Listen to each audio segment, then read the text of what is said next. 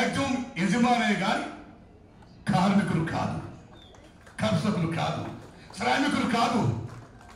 అహో అహో అంటూ పల్లకి మోసే పోయిల్లారా, మీ శ్రమ గురించి ఎవరు చెప్పగలరు? ఏ కల్మషం లేని మహోన్నత బిజినెస్లారా, మీ శ్రమ గురించి ఎవరు చెప్పాలి? అయితే ఎంత గొప్ప అంటే ఈవేళ ప్రపంచపరంగా మహానుభావులు చెప్పేసారని పెద్దలు అమెరికాలో చికాగో అనే నగరంలో మొత్తం గంటల తరబడి పనిచేసుకుంటే మాకు రైట్స్ కావాలని ఇండియా పనిచేయడం కోసం అమోఘ ఫైట్ చేయడం, చాలా మంది తుపాకులు మరణించడం, ఏ మరణించిన కార్మికుల స్వేదంతో ఏ ఎర్ర జెండా పుట్టిందో అది మేరేగా ప్రపంచ కార్మికులారా యాగం కండి, పోరాడితే పోయేది లేదు, బానిస సంఖ్యలు తప్ప అని ప్రపంచపరంగా జరుపుకుంటున్నారు. అయితే ఎక్కడైనా ఈ ప్రపంచంలో ఈనాడు కార్మికులు చేస్తారు పండగ. హైలైట్ ఏంటంటే మన తెలుగు చలచిత్ర పరిశ్రమ ఫిల్మ్ క్లబ్ లో నాయకులు చేస్తారు మేడే పండగ. ఇది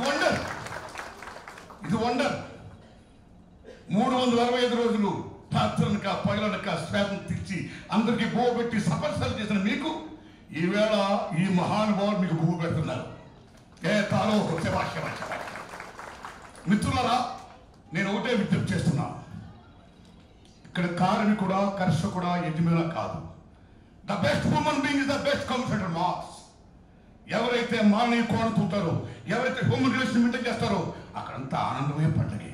అలాంటి మానవీయ కోణంతో ఉన్న మహనీయులు మాకు తెలిసి చెప్తున్నా మనస్ఫూర్తిగా.